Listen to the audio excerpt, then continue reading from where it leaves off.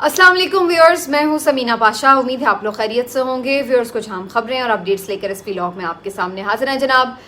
यूँ तो आज संडे है और आज बहुत ज़्यादा कोई बड़ी डेवलपमेंट्स नहीं है, लेकिन कुछ अहम चीज़ें ज़रूर हैं जो मैं आपके नोटिस में लाना चाहती हूँ। कुछ अहम खबरें हैं और इसके साथ साथ एक अपनी मेरी ऑब्जर्वेशन भी जो आपके साथ शेयर करूँगी। एक तो ये बात करेंगे कि जी सनम जावेद साहिबा, आलिया हमजा साहिबा की क्यों रिहाई मुमकिन नहीं हो पाई, जबकि अब इस वक्त वो किसी मुकदमे में गिरफ्तार भी नहीं हैं और बाकी जो मुकदमात हैं उनमें उनकी ज़मानत हो चुकी है और मचल के भी जमा कराए जा चुके हैं। इससे मुतालिक कुछ अपडेट्स हैं आपके साथ शेयर करेंगे। एक और पीटीआई के रहनुमा अस्पताल पहुंच गए हैं, तबीयत नासाजी के बायस उनके बारे में आपको आगाह करेंगे और इसके साथ साथ आपको बताएंगे अहम केसेस जो कि कल लगने जा रहे हैं। और मौलाना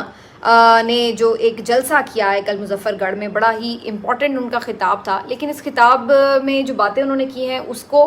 और अगर आप जो इस वक्त पीटीआई के ऑफिशियल अकाउंट से जो चीज़ें पोस्ट हो रही हैं उसको कंपैरिजन करें और फिर देखें कि कौन ज़्यादा ख़तरनाक बात कर रहा है, तो फिर उसके ऊपर आप खुद फैसला करें कि कार्रवाई का जो मेयार है वो बदल जाता है शख्सियात देखकर। ऐसा क्यों है, अभी ये मैं आपको सामने सारा एनालिसिस रख देती हूँ। आपसे रिक्वेस्ट है कि चैनल को सब्सक्राइब कर लें अगर अभी तक सब्सक्राइब नहीं किया। पहले आपको कुछ अपडेट्स दे दें जनाब। एक तो आज मुझे मालूम पड़ा कि जनाब कल रात तकरीबन काफ़ी देर तक जो सनम जावेद के शौहर हैं वो वहाँ पर उनकी रिहाई के लिए सरगोदा जेल के बाहर मौजूद रहे, लेकिन उनकी रिहाई मुमकिन नहीं हो सकी। और हुआ ये कि खबर ये थी कि जनाब उनकी तमाम चूँकि केसेस में ज़मानतें हो चुकी थी, मचल के जमा हो चुके थे, तो उसके बाद इसके अलावा कोई ऑप्शन नहीं था कि उन्हें रिहा होना चाहिए था, लेकिन ऐसा नहीं हुआ। अगरचे उन्हें खदशा था कि मूसा खेल पुलिस उन्हें किसी नए मुकदमे में गिरफ्तार करने के लिए वहाँ पर मौजूद है, लेकिन कोई ऐसी गिरफ्तारी डाली नहीं गई जिसकी वजह से अब ये बात क्लियर थी कि उन्हें फिर रिहा हो जाना चाहिए था। लेकिन इसके बावजूद भी जेल हुकाम ने इस हवाले से ना तो उन्हें कोई अपडेट्स दी कि क्यों उन्हें छोड़ा नहीं जा रहा और ना ही उन्हें छोड़ा गया। अब ये अपने लेवल का जो पहले एक जुल्म होता रहा है वो तो हो ही रहा है कि जी आप मुसलसल एक के बाद दूसरे, दूसरे के बाद तीसरे, और इस तरह करते करते 12-13 मरतबा एक खातून को गिरफ्तार कर चुके हैं और अभी भी आपके इंतकाम की आग जो है वो ठंडी नहीं हो रही है। तो जहाँ ये एक तरफ सारी सूरत हाल थी, वहाँ अब ये भी एक अजीबो गरीब सूरत हाल है कि आप ज़मानतें भी दी जा रहे हैं, मचल के भी जमा हो गए हैं, कानूनी प्रोसीजर पूरा है, और उसके बावजूद भी अजीब किस्म की बदमाशी है कि जेल हुकाम जो है वो उनको रिहा नहीं कर रहे, उनको छोड़ नहीं रहे। तो ये अब अजीब सी सूरत हाल बनी हुई है। आलिया की एक हमले केस में जो है अभी एक रहती थी मचल के जमा होने वाले, तो उनकी तो इस वजह से भी रुकावट हो सकती है, लेकिन सनम का मामला क्लियर था, लेकिन इसके बावजूद भी उन्हें रिहा नहीं किया गया। और अब चूंकि संडे आ गया तो बीच में बात वहीं रुक गई, अब मंडे तक बात चली गई है। दूसरी तरफ मियां महमूदुर रशीद साहब जो कि पीटीआई के सीनियर रहनुमा हैं, वो भी आपको पता है 1 साल से ज़ायद हो चला है, पाबंदे सलासल हैं और उनके भी मुकदमात के हवाले से कोई समझ नहीं आती कि कब कौन से मुकदमे में गिरफ्तारी हो रही है, कौन से मुकदमे में रिहाई हो रही है। ये जो 2-3 लोग हैं, महमूदुर रशीद साहब हों, सेनेटर एजाज चौधरी साहब हों या यास्मीन राशिद साहिबा हों, इन तीनों को कोट लखपत जेल में रखा गया और उमर सरफराज चीमा भी, लेकिन इनके मुकदमात के हवाले से बहुत ज़्यादा अपडेट्स नहीं सामने आती हैं कि इनकी तो कहीं और किसी और शहरों में मुकदमात भी नहीं हैं, लेकिन इसके बावजूद भी लाहौर के ही मुकदमात में इनकी जान नहीं छूट रही। अब फाइनली जो यास्मीन राशिद साहिबा की ज़मानत की दरख्वास्त है वो 7 जून को फिक्स हुई है, लेकिन बाकी ये तीनों हजरात जो हैं इसी तरह इनका भी चलता चला जा रहा है मामला और कोई समझ नहीं लग रही कि किस तरीके का ये ट्रायल है, किस तरीके से इनको ज़मानतें मिल रही हैं, कौन से मुकदमात हैं जो ख़त्म ही नहीं होने में आ रहे। और 1 साल गुजर गया है, ना इन ट्रायल्स के ऊपर कोई वाज़े सज़ा सुनाई जा रही है और ना ही इनके बारे में कोई कहानी समझ में आ रही है कि इनकी आखिर गिरफ्तारी क्यों हुई है। जबकि इससे पहले हमें पता चल चुका है कि उमर सरफराज चीमा साहब शदीद बीमार हुए हैं, उनको मेडिकल केयर उस तरह से दस्तयाब नहीं थी। फिर यास्मीन राशिद साहिबा की हालत भी मैंने कुछ दिन पहले आपको अपडेट किया था, हॉस्पिटलाइज्ड रही हैं, फिर इवेंचुअली उन्हें भी जेल वापस भेज दिया गया। और अब मियां महमूदुर रशीद साहब के हवाले से भी यही खबरें आ रही है कि उनकी भी तबीयत काफ़ी सीरियसली ख़राब थी और फिर उनको भी अब अस्पताल मुंतकिल कर दिया गया है। तो ज़ाहिर है ये तमाम बुज़ुर्ग रहनुमा हैं और इस एज में नॉर्मली वैसे भी आपको कोई ना कोई प्रॉब्लम साथ चल रही होती है, कोई ना कोई एलिमेंट होती है, और उसके साथ फिर जिस तरह का एक्सट्रीम वेदर है इस वक्त, एक हीट वेव है, हेट वेव भी है वैसे आपस की बात है, ہیٹ ویو ہے اور اس کی وجہ سے جو اچھے خاصے صحت مند نوجوان لوگ ہیں وہ اس کا مقابلہ نہیں کر پا رہے اور بیمار پڑ رہے ہیں، بچے بیمار ہو رہے ہیں. تو ایسی صورت میں وہ افراد جو کہ بزرگ ہیں، آلریڈی کسی نہ کسی بیماری میں مبتلا ہیں، اور پھر جیل کی سختیاں، ظاہر ہے آپ کو اس طرح کی سہولت تو نہیں ہوتی جو گھر میں آپ کو ایک آرام دستیاب ہوتا ہے یا آپ کے پاس ایک میڈیکل فیسلٹی ہوتی ہے، میڈیکل کیئر ہوتی ہے. تو اس کی وجہ سے ان سب لوگوں کی زندگیوں کو باقاعدہ ایسے لگ رہا ہے کہ خطرے میں ڈالا ہوا ہے. بھئی اگر کوئی الزام ثابت ہو گیا ہے تو سزا سنا کے ایک طرف ہوں، تاکہ جتنی سزا بنتی ہے ان کی وہ کاٹیں اور بات ختم ہو. اور اگر نہیں ہے تو کم از کم انہیں ضمانتیں ضرور ملنی چاہیے، اور اس کے ساتھ ساتھ آپ اپنے جو مقدمات ہیں وہ چلاتے رہیں، ٹرائل ہوتے رہیں، لیکن ان کو کم از کم ضمانت ملنا ان کا حق ضرور ہے. لیکن یہاں پر پورا سسٹم ہی ایک عجیب و غریب قسم کی مجرمانہ خاموشی کا شکار ہے، اور ابھی تک بھی ہم یہی کچھ ہر روز خبریں دیکھتے اور سنتے چلے جا رہے ہیں. تو بہرحال جی، محمود الرشید صاحب جو ہیں وہ بھی اب اس وقت جیل میں منتقل کر دیے گئے ہیں. باقی جناب کل کچھ اہم کیسز ضرور ہیں. ایک تو میں آپ کو یہ بتا دوں کہ سائفر کیس جو پچھلے منگل کو سنا جانا تھا، 28 مئی کو نہیں ہو سکی تھی سماعت اچانک چھٹی کی وجہ سے، اب اس کو پیر کے دن فکس کیا گیا ہے. تو کل سائفر کیس کی سماعت پر سب کی نظریں اس لیے ہیں کہ کنکلوڈ ہو جائے گا، ہوپ فلی یہ کیس کنکلوڈ ہو جائے گا، کیونکہ پچھلے ایک مہینے سے ہر سماعت پہ لگتا تھا کہ یہ کیس کنکلوڈ ہونے لگا، لیکن ایسا ہوتا نہیں تھا. اور بہت طویل قسم کے آرگیومنٹس جو تھے پروسیکیوٹر کی طرف سے چلتے رہے، جس میں وہ کچھ ثابت ابھی تک نہیں کر پائے، اور کسی بھی ایک نقطے کے اوپر بظاہر جج صاحبان کو مطمئن کرتے ہوئے نظر نہیں آئے. لیکن بہرحال وقت انہیں پورا ملا ہے، اور اب اگر تو کل ہی یہ کیس کنکلوڈ ہو جاتا ہے تو یوں تو ثواب دید ہے جج صاحبان کی، اسی وقت بھی ایک مختصر فیصلہ سنا سکتے ہیں. لیکن کبھی امکان یہ ہے کہ اگر کل یہ کیس کنکلوڈ ہو ہی جاتا ہے تو صورت میں فیصلہ محفوظ ہو جائے گا، جو شاید کسی اگلے ایک آدھ ہفتے میں سنا دیا جائے. تو کل سائفر کیس کے حوالے سے یہ بڑی ڈیولپمنٹ ہوگی. اس کے ساتھ ساتھ کل مخصوص نشستوں کا جو بڑا کیس ہے جس میں فل کورٹ بیٹھے گی، اس کے اوپر سب کی نظریں رہیں گی، کیونکہ فل کورٹ میں آپ کو معلوم ہے کہ خود قاضی فائز عیسیٰ صاحب ہیڈ کر رہے ہیں، اور سب اب اس چیز کو دیکھیں گے. کل فواد چودھری صاحب نے ایک بڑی اچھی بات کی ہے کہ انہوں نے کہا کہ اچھا ہے کہ فل کورٹ بن گیا ہے، تو ذرا عوام بھی دیکھیں کہ کون سے وہ جج صاحبان ہوں گے، ذرا پتہ تو لگے کہ کون سے وہ جج صاحبان ہوں گے کہ جو اس بات کی حمایت میں فیصلہ دیں گے کہ جی جناب، جس نے ووٹ لیے ہیں، جس کی بنتی ہیں مخصوص نشستیں جمہوریت کی روح سے، اس کو نہ دی جائیں، بلکہ ڈاکوؤں میں جو مسروقہ مال ہے اس کو تقسیم کر دیا جائے. تو یہ دیکھنے والی چیز ہوگی. ہم بھی دیکھیں گے کہ وہ کون سے آخر جج صاحبان ہیں، کس کا اتنا جگرا ہے کہ اتنی بڑی ناانصافی اس طرح کھلے طریقے سے کر سکے، اور پھر اس کو کیسے جسٹیفائی کرے گا. تو انٹرسٹنگ ہے یہ کیس. میرا خیال ہے کل اس کیس کی بھی سماعت جو ہے وہ دکھائی جائے گی براہ راست. ویسے تو یہ ہوتی قاضی صاحب کی ہی ثواب دید ہے، اور وہ اپنے طور پہ ہی طے کر لیتے ہیں کہ جی عوام کا انٹرسٹ ہے یا نہیں. تو پتہ نہیں اب کل وہ یہ نہ سوچ لیں کہ اس میں بھی کوئی عوام کا انٹرسٹ نہیں ہے کہ جی ہم نے کون سا ان کرسیوں پہ جا کے بیٹھنا ہے، تو لہٰذا رہنے دیں. لیکن نارملی ہو بھی سکتا ہے کہ اس کو وہ کر دیں. تو بہرحال جناب یہ اب کل دو اہم کیسز ہیں. ویسے تو جو محسن اختر کیانی صاحب کی عدالت میں ایک بہت امپورٹنٹ کیس ہے بابر ستار صاحب کی جو پرسنل انفارمیشن لیک کرنے کا، اس کی بھی سماعت ہے. تو لیکن زیادہ جو نظریں رہیں گی وہ ان دو کیسز کے حوالے سے جمی رہیں گی. اب آ جاتے ہیں جی کہ جو میں نے شروع میں بات آپ کے سامنے رکھی، مولانا آج کل بڑے گرما گرم قسم کے خطاب کر رہے ہیں. مولانا فضل الرحمان صاحب نے کل مظفر گڑھ میں ایک جلسے سے خطاب کیا.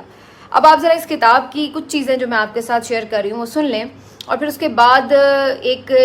آپ موازنہ خود ڈیولپ کر لیں کہ جو باتیں آج کل پی ٹی آئی کر رہی ہے، یا ان کے P T I official account سے ہو رہی ہیں سوشل میڈیا کے تھرو، یا ان کے لیڈرز کر رہے ہیں، ان کی باتوں میں یا مولانا صاحب کی باتوں میں کتنا فرق ہے، اور کس کی اگر یہ بات کریں کہ اسٹیبلشمنٹ پر تنقید ہو رہی ہے، اداروں کے خلاف بیان دیے جا رہے ہیں. کیونکہ حکومت بیسکلی یہ جو حمود الرحمان کمیشن والا ٹویٹ ہے اس کے اوپر آرگیومنٹ یہ بلڈ کر رہی ہے کہ جناب اس سارے جو پروسیس ہے اس کا مقصد یہ کہ اداروں پہ تنقید کی جا رہی ہے، اداروں کے خلاف عوام کو اکسایا جا رہا ہے. تو یہ ان کا بیسکلی اس کے اوپر آرگیومنٹ ہے. اب ذرا آپ مولانا کی تقریر سنیں جس میں مولانا کہہ رہے ہیں کہ آج سرحدوں پر رہنے والے اپنے ہی اداروں سے نفرت کیوں کر رہے ہیں، یعنی لوگوں کی بات کر رہے ہیں کہ جو سرحدوں کے پاس لوگ رہتے ہیں وہ اپنے ہی اداروں سے نفرت کیوں کر رہے ہیں. اور ہم جب اس بات کا احساس دلا رہے ہیں تو بپھرنے کے بجائے غور کرو. ملک کو داؤ پر مت لگاؤ، پہلے بنگالیوں کو بھون ڈالا، آج پتہ نہیں کس کی باری ہے. خیبر پختونخوا میں تو تمہاری رٹ ویسے ہی ختم ہو چکی ہے. پھر کہتے ہیں کہ ہم انگریزوں سے لڑ سکتے ہیں تو پھر انگریزوں کے بچونگڑوں سے بھلا کیوں نہیں لڑ سکتے. پھر کہتے ہیں کہ اس ملک کو بنانے میں تمہارا کوئی کردار نہیں ہے, ہاں اس کو توڑنے میں تمہارا کردار ادا ضرور ہوا ہے. یہ ملک ووٹ کا ملک ہے, یہ ملک بوٹ کا ملک نہیں ہے. تمہیں اپنی طاقت کا نشہ ہوگا, ہم تمہاری طاقت کو جوتے کی نوک پر رکھتے ہیں. تو مولانا فضل الرحمان صاحب اس سے پہلے بھی صاف طور پر یہ الزام بھی عائد کر چکے ہیں کہ الیکشن نہ صرف یہ کہ چوری ہوا بلکہ اس کی خرید و فروخت ہوئی اور اس میں ادارے ملوث رہے ہیں. اور مولانا فضل الرحمان صاحب اس وقت سیدھا اسٹیبلشمنٹ پر تنقید بھی کر رہے ہیں, اور میں نے جیسے کہ آپ کو الفاظ بھی بتائے ان کے. اب آپ یہ ساری باتیں سن لیں اور پھر جو پی ٹی آئی بات کہہ رہی ہے اس کو سن لیں تو کتنا کا آپ کو کوئی خاص ڈفرینس نظر آ رہا ہے. لیکن کارروائی ہو رہی ہے تو صرف پاکستان تحریک انصاف کے خلاف, عمران خان کے خلاف.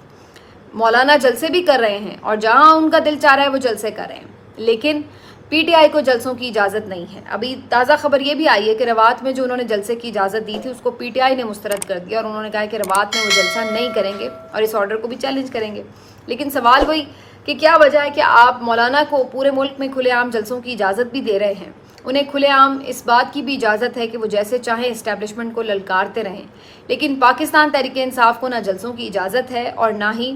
وہ اداروں پر تنقید کر سکتے ہیں. اداروں پہ تنقید تو چلیے وہ کرتے بھی نہیں ہیں, وہ کال ان کے, لیکن بہرحال ان کو موجودہ جو واحد وہ کہتے ہیں شخص واحد جس میں ظاہر ان کا اشارہ آرمی چیف کی طرف ہوتا ہے, تو ان کے اوپر وہ تنقید کرتے ہیں. اور وہ کہتے ہیں کہ آپ جو ہیں اگر اپنے حلف کے مطابق کام کریں, اپنے آئینی حدود میں کام کریں تو ہمیں آپ سے بھی کوئی پرابلم نہیں ہے. اب مولانا نے بھی کل کے خطاب میں یہ بات کی کہ جب تم فوجی ہو, اگر تم اپنے حلف کے پاسدار ہو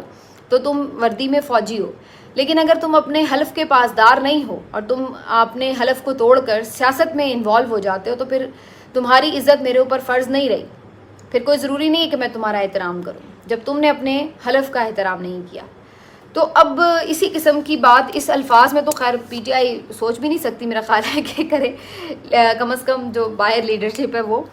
لیکن آپ اندازہ لگائیں کہ یہ ایک تو آپ کو حکومت کا ڈبل سٹینڈرڈ نظر آتا ہے, اور دوسری وجہ پھر یہ ہے کہ اس میں حکومت کو آپ دوش دیں یا حکومت کے کھڑے پیچھے لوگوں کو دوش دیں. بات یہ کہ اس وقت ہدف جو ہے وہ عمران خان ہے, تو اس وجہ سے جو اس کی اگر وہ کہتا ہے نا کہ تم وہ قتل بھی کرتے ہیں تو چرچا نہیں ہوتا, ہم آہ بھی کرتے ہیں تو وہ جاتے ہیں بدنام, تو یہ تو ابھی آہ بھی کریں گے تو ان کے اوپر قتل کے پرچے ہو جائیں گے, اور اگر کوئی دوسرا قتل بھی کر لے گا تو اس کو کوئی پوچھے گا نہیں. تو یہ اب اس طرح کی سچویشن ہے اور اس کی وجہ صرف یہی ہے. اب جب یہ بات لوگ کہتے ہیں کہ مولانا اور اگر پی ٹی آئی کا اتحاد ہو جائے اور اس صورت میں اگر کوئی تحریک جنم لیتی ہے تو بڑا مشکل ہو جائے گا اس حکومت کے لیے چلنا, تو اس کی بنیادی وجہ بھی یہی ہے کہ مولانا کو آپ دیکھ سکتے ہیں کہ ایک اسٹریٹ پاور بھی ان کے پاس بہرحال موجود ہے, اور اس کے ساتھ پھر یہ کہ وہ جہاں مرضی جلسے بھی کرتے ہیں ان کو اس طرح کی روک ٹوک بھی نہیں ہے. تو اگر ان کو فرنٹ پر رکھ کر پی ٹی آئی اس میں اپنے لیے کوئی راستہ نکالنے کی کوشش کرتی ہے تو اس صورت میں بظاہر ایسا لگتا ہے کہ پھر یہ دو قوتیں اگر اکٹھی ہو جاتی ہیں تو بڑا مشکل ہو جائے گا حکومت کے لیے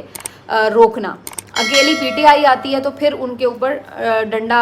سازی شروع ہو جاتی ہے, آپ کو پتہ ہے جس انداز سے. اور دوسرا ایک اور جو پی ٹی آئی کو ایک خدشہ ہے وہ مسلسل 9 مئی کے بعد سے ایک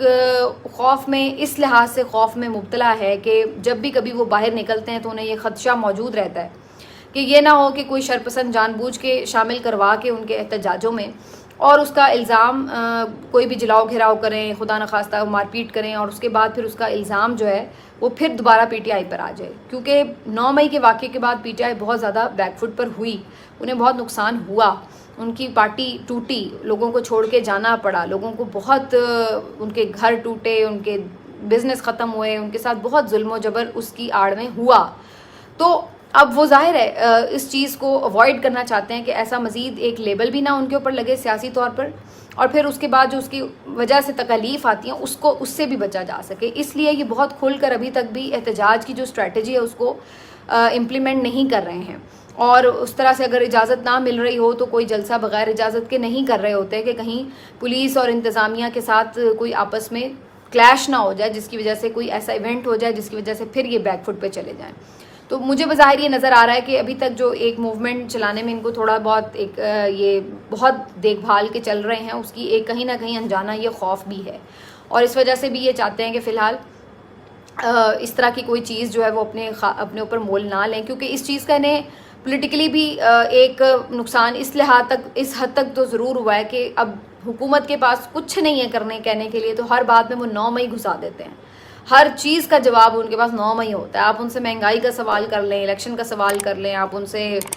معیشت کا سوال کر لیں، آپ ان سے دنیا کے کسی موضوع پہ بات کر لیں، اس کا جواب ان کے پاس یہی ہوتا ہے، جی پی ٹی آئی نے 9 مئی کیا، پی ٹی آئی نے 9 مئی کیا۔ ابھی آپ ان سے پوچھ لیں آپ جلسے کی اجازت کیوں نہیں دیتے، کیونکہ انہوں نے 9 مئی کیا تھا لہٰذا میں خدشہ ہے۔ اگر ان سے آپ پوچھ لیں کہ کمیشن کی رپورٹ پڑھنے کے اوپر آپ